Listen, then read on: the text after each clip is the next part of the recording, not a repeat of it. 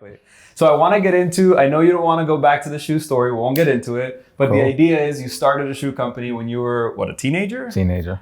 And sold that for, I'm just curious, $150,000. Oh, no way. But as a teenager, you're I'm rich. I thought I was the richest human You're retired. being. I was like, I'm retired. I'm set for life and the whole 9 yards. But yeah, I knew there was going to be no future in being a shoe salesman, even though Al Bundy did a great job of it on TV.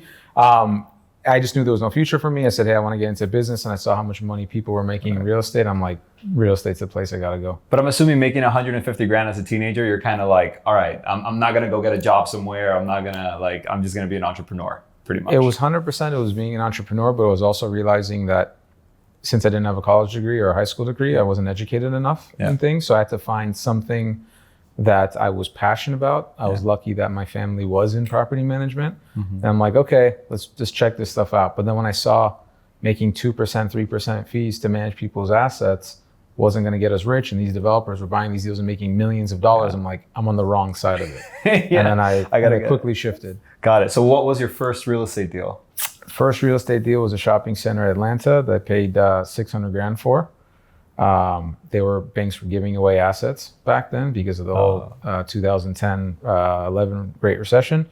And I ended up flipping it for like 2.1 million bucks. So I made $1.5 million in my young 20s, and I was automatically a millionaire. And it was like the craziest thing in the world. It was the craziest thing in the world to be a millionaire at that age. Yeah. But the problem was I believed in 1031 exchange from a child, since then. Smart. So even though I made the money, it was sitting in an accommodator account that I could never touch. So I was rich, but poor still. I always tell people real estate guys are cash poor. We're cash poor. I'm still cash poor. To this day, I am still cash poor in comparison to like cash flowing businesses.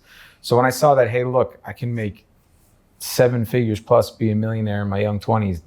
There's something here and there's something special here. Yeah. And then, that just led to a onslaught of buying shopping center after shopping center all over the country in 10 different states.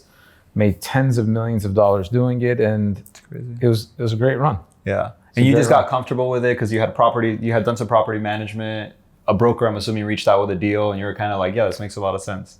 Yeah, what was crazy is it was such a bloodbath in the markets I was in. So I grew up in LA, and people would always say, well, if you grew up in LA, wouldn't you want to buy a property right in your backyard? Yeah, because that way you could see it, touch it, feel it, just natural. Yeah. But the problem is things were still expensive in LA. They probably came down 10, 20%, but the deals that I was buying, you're buying them 80% off of what the last person paid for them. Right. You're taking these huge, deep discounts because you're going to these markets that, one of my properties was in Cumming, Georgia. It's like, who in Sam fuck is going to go there to find an asset? So it's like these one-off in the middle of Boonesville type of deals. But you're picking them up for free. But you're picking them up for free. And then the banks are willing to finance them at crazy leverages because they want it off their books because it downgrades the banks if they keep them on their books. The last guy I had a conversation with, he started as a broker and now has a $1.5 billion multifamily portfolio. And he's basically started in 2008. And he's like, Omar, I was basically helping these banks take stuff off their books and they were financing me for it. Right. And flipping them 2 years later for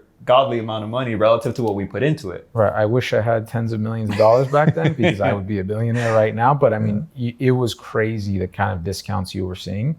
But look, even though they were giving these discounts, there's a reason why the properties went sideways. What the key to success was the way you go about leasing these properties, right? So I took the same shoe mentality that I had and I said, I'm not just going to sign up a broker and say, lease the property for me.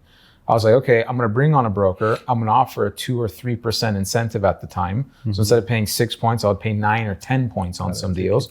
And then I would also go pound pavement. I would knock on people's doors. I'd go wake up in the morning, pound the pavement, knock on people's doors. Can you please come to this new property? I'll give you 6 months free rent, 9 months free rent. I'll pay for relocation costs, whatever it takes, come to this property. Yeah. And like when you're buying 6,000, 7,000 square foot small shopping centers, it only takes 2, 3 tenants to completely change the whole thing.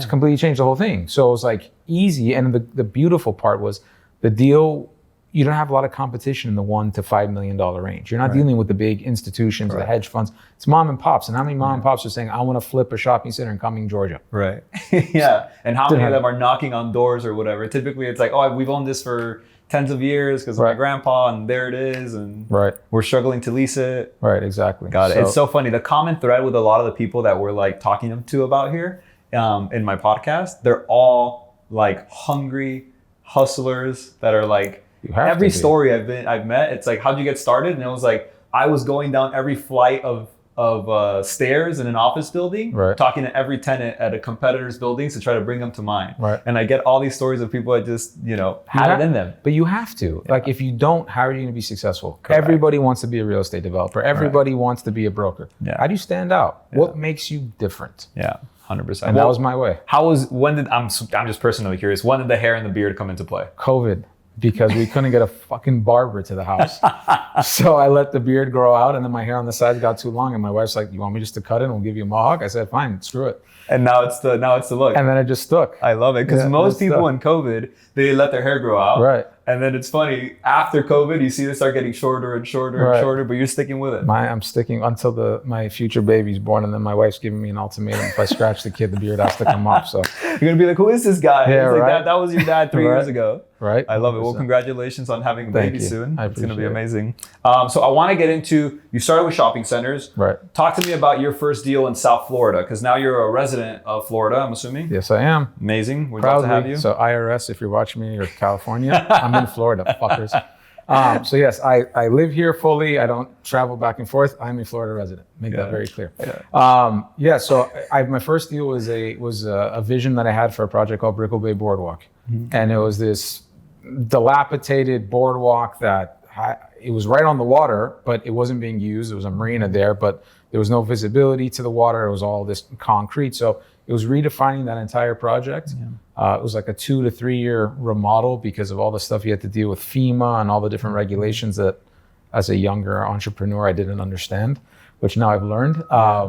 And redefining that whole project in the sense of rebuilding a whole entryway, which now Delilah's in, which I'm sure you've heard of, where it's one of the hottest restaurants in the city. Crushing it. Creating this elevator breezeway that comes off, Brickell Bay Avenue that goes directly up to the restaurant. Then you see Brickell Key and all that stuff. It's one of the most beautiful restaurants, one of my favorite projects, and one of my favorite restauranteurs. I live in Brickell, and I walk by that property literally every day. If it's not like to work, it's from work, or I'm running a lap around the Baywalk, and it's phenomenal what you did with that area. Thank you. And this was what, back in 2017, 18? 2017, 18. Yeah. Got it. And you were you like, because Miami has now gone, haywire since then. Right.